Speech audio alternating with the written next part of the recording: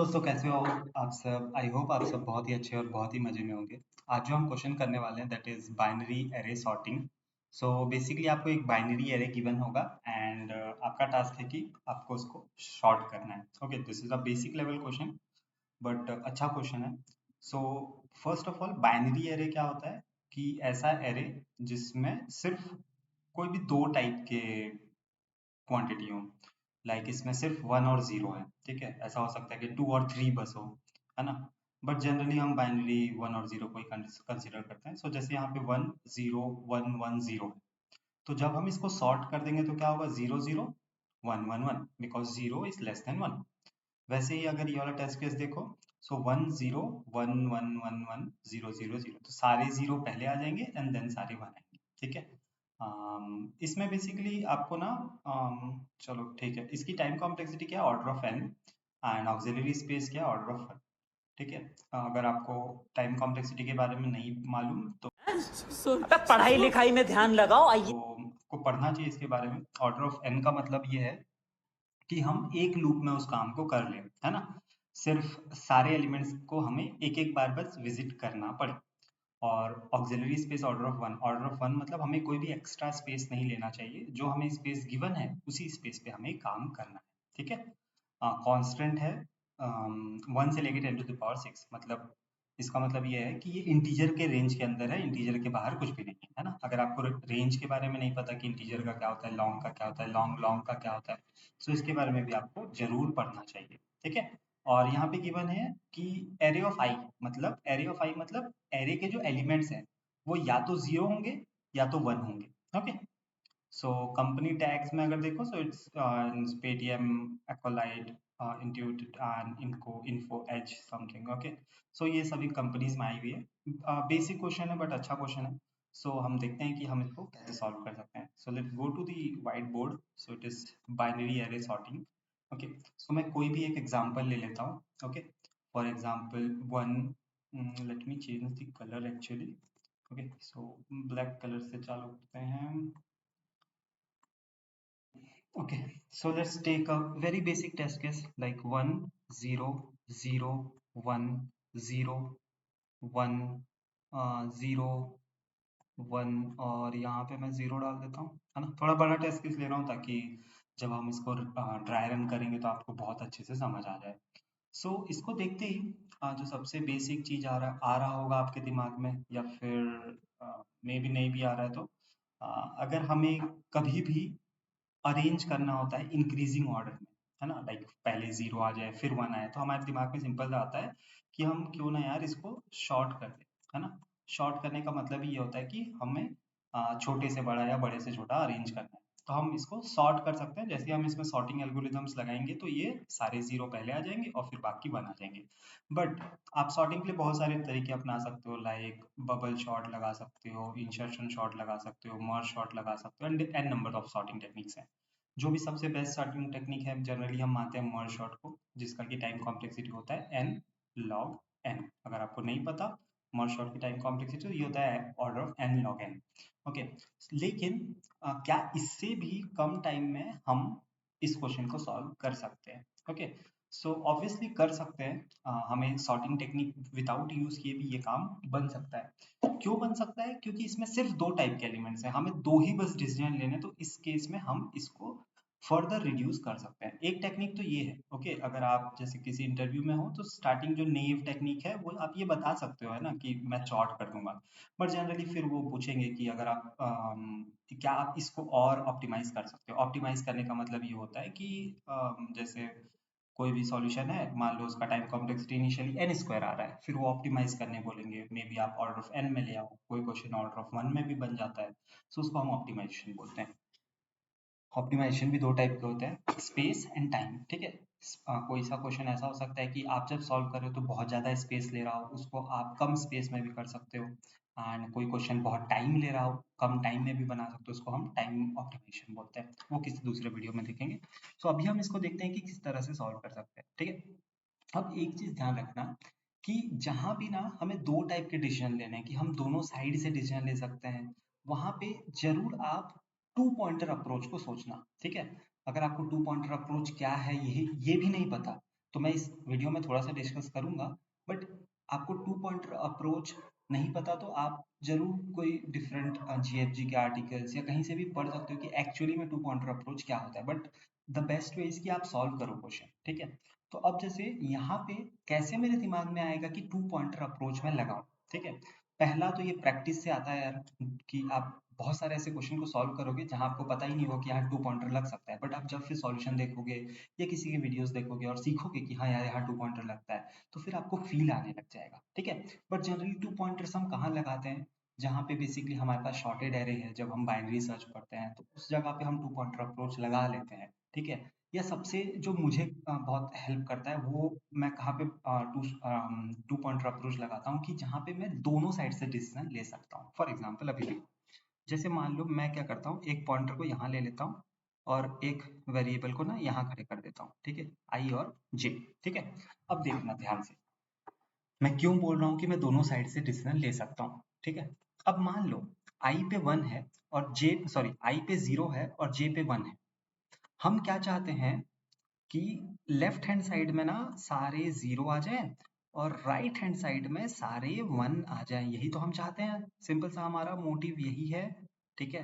अब आप ध्यान से सुनना कि अगर लेफ्ट साइड में मेरा 0 है और राइट साइड में 1 है, तो क्या मुझे इनके प्लेस को चेंज करना चाहिए? नहीं, क्योंकि हमें ऑब्वियसली यार लेफ्ट हैंड साइड में 0 ही चाहिए और राइट हैंड साइड में 1 ही चाहिए। तो अगर हमारे आई की वैल्यू, मतलब अगर मान लो मैं इसको ए आर आर एरे बोल देता हूँ, तो मैं ये बोल सकता हूँ कि अगर मेरे एरे के आई में अगर 0 है तो मुझे कुछ भी नहीं करना है यार। ये ये तो अपने एग्जैक्ट पोजीशन पे है। बस अब मुझे इस आई को आगे बढ़ाना है, क्योंकि आगे इसलिए बढ़ा रहा हूँ क्योंकि इसका तो काम खत्म हो गया, ये तो अपने करेक्ट पोजीशन में है। तो हमें आगे वाले पोजीशन लेना है। तो इस केस में हम क्या करेंगे? सिंपली हमारे आई को एक कदम आगे बढ़ा देंगे। सेम अगर हमारे एरे ऑफ जे में 1 है, क्यों 1 क्यों बोल रहा हूं मैं? क्योंकि हमें राइट हैंड साइड सारे 1 चाहिए। उस केस में मैं क्या करूंगा? सिंपली जे को एक कदम पीछे बढ़ा दूंगा, क्योंकि ये वाला तो अपने जिस पोजीशन पे उसको रहना चाहिए उस पोजीशन पे है। सो उस केस में मैं जे को माइनस माइनस करके एक कदम पीछे ले आऊंगा। Are you getting my point? ठीक है, अब देखो, ठीक है, ये तो बहुत ईजी था। अब मेन चीज सुनना, अगर मेरे आई पे 1 है या फिर मेरे जे पे 0 है, या फिर मैं बोल रहा हूँ, है ना, आई पे 1 है या फिर जे पे 0 है, उस केस में मुझे इन दोनों को स्वैप कर देना चाहिए। ऐसा क्यों बोल रहा हूँ? क्योंकि आप खुद देखो, हमें लेफ्ट हैंड साइड में क्या चाहिए? 0, और राइट हैंड साइड में क्या चाहिए? 1। बट यहाँ पे तो यार लेफ्ट हैंड साइड में 1 आ जा रहा है और राइट हैंड साइड में 0 आ जा रहा है। उस केस में हमें इन दोनों को स्वैप कर देना चाहिए, ठीक है। चलो इन दोनों को हम स्वैप कर देते हैं, ठीक है। स्वैप को मैं डिफरेंट कलर से दिखा देता हूँ। तो अब ये 1 0 की जगह चला जाएगा, 0 1 की जगह आ जाएगा। तो इस जो राइट हैंड साइड में 0 था उसको मैंने यहाँ ले आया और 1 को यहाँ पे ले आया, ठीक है। सिंपल सी बात है और कुछ नहीं, ठीक है। अगर मेरे आई पे 0 सॉरी मेरे आई पे 1 या फिर जे पे 0 है, उस केस में मुझे स्वैप कर देना है, ठीक है। इसको भी मैं नोट डाउन कर लेता हूँ, है ना। सो क्या करना है? अगर अभी वैसा नहीं करते, अगर मेरे एरे ऑफ आई पे 1 है या फिर एरे ऑफ जे पे 0 है, उस केस में मुझे सिंपली ना यार स्वैप कर देना है array of i and array of j को। क्यों मैं स्वैप कर रहा हूँ, आपको समझ आया?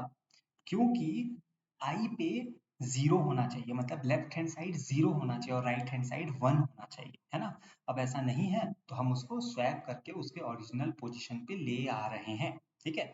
इस केस में ना हमें कोई सा भी आई प्लस प्लस जे माइनस माइनस नहीं करना है ना। अब ऐसा क्यों आपके दिमाग में भी आ सकता है कि यार हमें ना ऐसा कर देना चाहिए, है ना।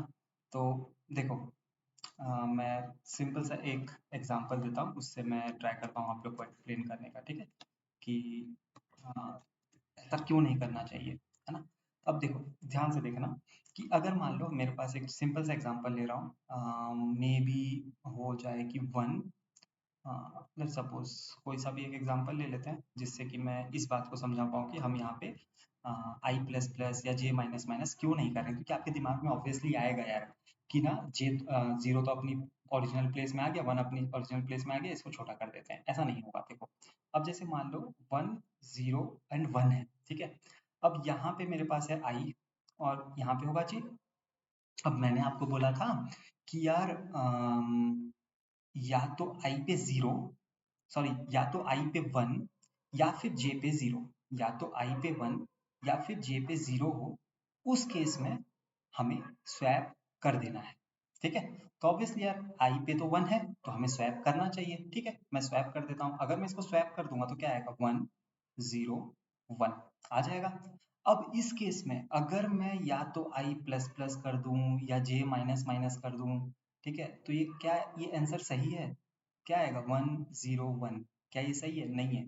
हमें क्या लाना था, 0 1 1, है ना। इसी केस के लिए हम बेसिकली ऐसे सिचुएशन पे i प्लस प्लस और j माइनस माइनस नहीं कर सकते। अभी तो आपको ये सही लग रहा होगा क्योंकि यहाँ पे 0 आ गया, यहाँ पे 1 आ गया, पर सोच के देखो कि दोनों जगह 1 होते तो क्या होता, है ना। दोनों जगह 1 होते और आप अगर i प्लस प्लस आगे बढ़ा देते तो ये 1 को हम कभी भी रीच नहीं कर पाते। जैसे इस केस में हम इस 1 को कभी भी रीच नहीं कर पा रहे हैं, ठीक है।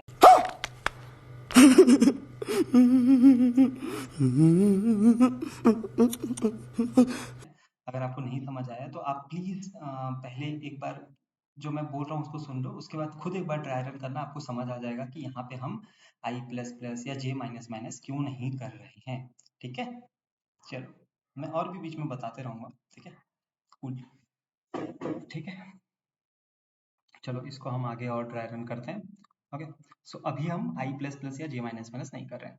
अब मैंने आपको क्या बोला था, अगर i पे 0 है तो उस केस में हम क्या करेंगे, i प्लस प्लस। क्यों ऐसा कर रहे हैं, क्योंकि यार हम चाहते ही तो वो है कि लेफ्ट हैंड साइड में 0 और राइट हैंड साइड में 1 हो, तो 0 है तो अच्छी बात है ना। फिर हम देखेंगे क्या i पे 0 है, बिल्कुल है यार, उस केस में भी हम i को बढ़ा देंगे क्योंकि हम चाहते ही i पे 0 है। क्या i पे 0 है बिल्कुल है, तो हमको i पे 0 मिल रहा है तो हम यहाँ पे i को बढ़ा देते हैं, हमारा i यहाँ तक पहुंच गया, ठीक है। अब देखेंगे क्या हमारा i पे 1 है, बिल्कुल यार i पे 1 है। अब ध्यान से सुनना, मैंने क्या बोला था कि अगर i पे 1 हो या फिर j पे 0 हो, उस केस में हमें स्वैप करना है। तो i पे तो 1 मिल गया तो यहाँ पे हमारा स्वैप तो बनता है यार। चलो ठीक है, हम इसको एक बार स्वैप कर देते हैं। स्वैप क्यों कर रहे हैं समझ आया ना, क्योंकि हम हमारे लेफ्ट हैंड साइड में सारे 0 चाहते हैं और हमें लेफ्ट हैंड साइड में अभी 1 मिल जा रहा है, इसी कारण हम इसको स्वैप कर रहे हैं। तो मैं इसको स्वैप कर देता हूँ। यहाँ पे j में क्या है, 1, i पे क्या है, 1, तो मैं इसको स्वैप कर देता हूँ, है ना। स्वैप करने के बाद भी तो 1 1 आएगा क्योंकि दोनों में 1 1 था। अब ध्यान से सुनना, अब आप यहाँ पे भी एक बार आपका वो जो पुराना वाला डाउट है वो फिर से उठ सकता है कि मैं चलो यार स्वैप तो कर दिया, इसके बाद i प्लस प्लस और j माइनस माइनस कर देता हूँ क्योंकि i और j तो अपने ओरिजिनल पोजीशन में पहुंच गए होंगे, जो कि पिछले बार हुआ था। बट अभी देखो अब दोनों में 1 है, अगर मैं ना इसको i को आगे बढ़ा देता और j को पीछे ले आता ना, मतलब j माइनस माइनस कर देता, तो ये 1 को मैं कभी भी रीच नहीं कर पाऊंगा। इसीलिए जब भी हम स्वैप करते हैं उस केस में हम i प्लस प्लस या j माइनस माइनस नहीं करते, ठीक है। सिंपल यही लॉजिक है, ठीक है।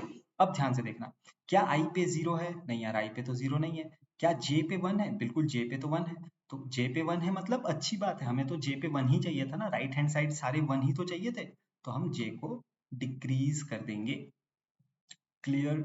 अब देखो क्या i पे 0 है, नहीं। क्या j पे 1 है, j पे तो 1 है, तो हम j को डिक्रीज कर देंगे। क्यों कर रहे हैं j को डिक्रीज, समझ, ये i है ना, है ना।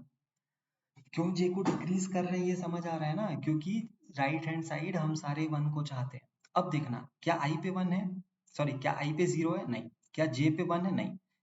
क्या i पे 1 या फिर j पे 0 है, बिल्कुल है, दोनों ही केस सही है। मतलब i पे 1 है और j पे 0, उस केस में हम क्या करते हैं, स्वैप कर देते हैं। तो चलो हम भैया हम स्वैप कर देते हैं, है ना। अब स्वैप क्यों कर रहे हैं, क्योंकि हमें लेफ्ट हैंड साइड में सारे 0 चाहिए एंड राइट हैंड साइड में सारे 1 चाहिए।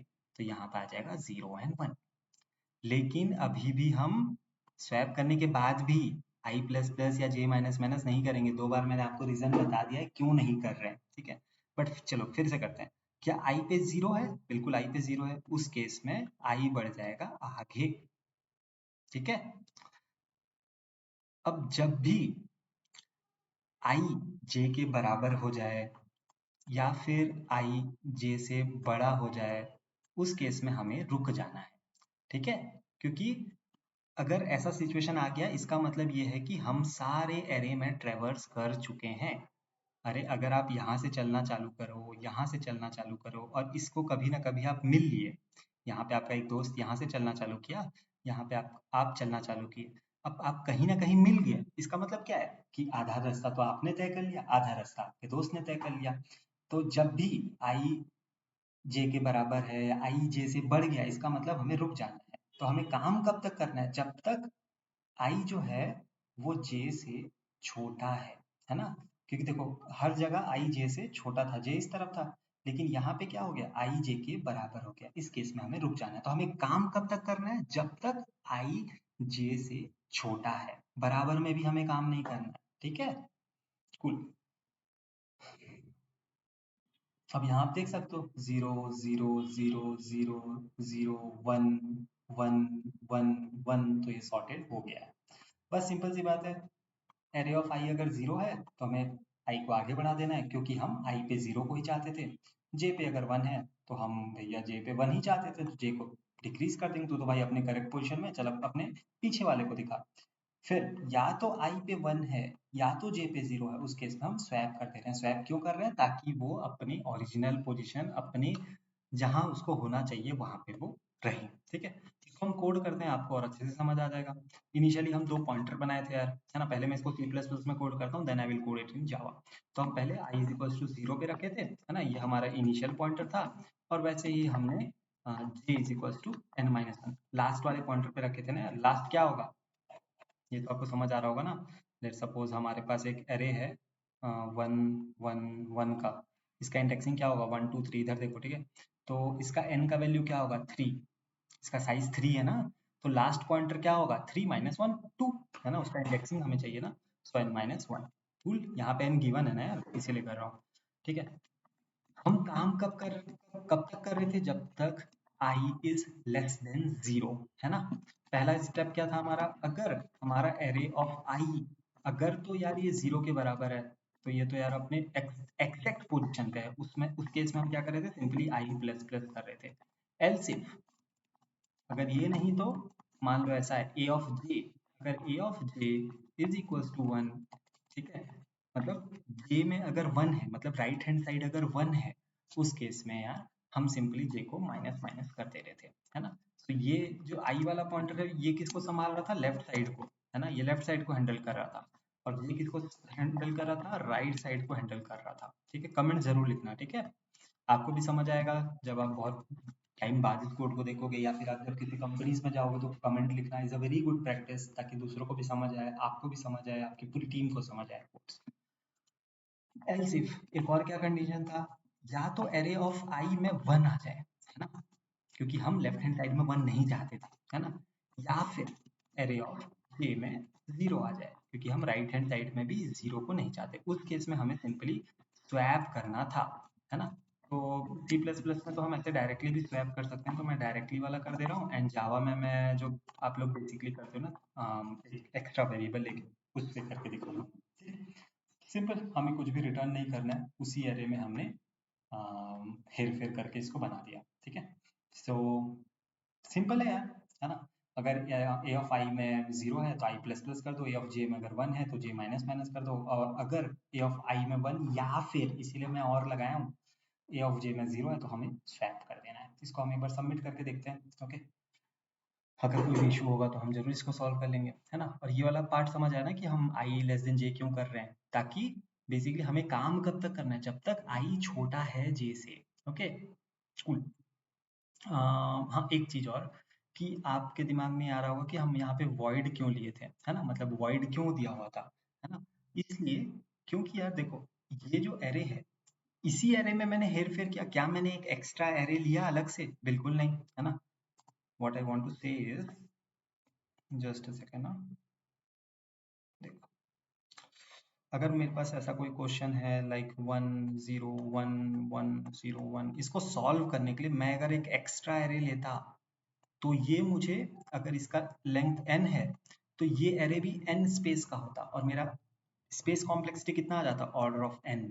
बट मैंने तो यार कोई एक्स्ट्रा स्पेस लिया ही नहीं, इसी में मैंने काम कर दिया, टू पॉइंटर अप्रोच लगा के और हेर फेर करते गया और इसी में काम हो गया। तो मैं कोई भी एक्स्ट्रा स्पेस नहीं लिया, तो इसकी स्पेस कॉम्प्लेक्सिटी क्या हो जाएगी, ऑर्डर ऑफ 1।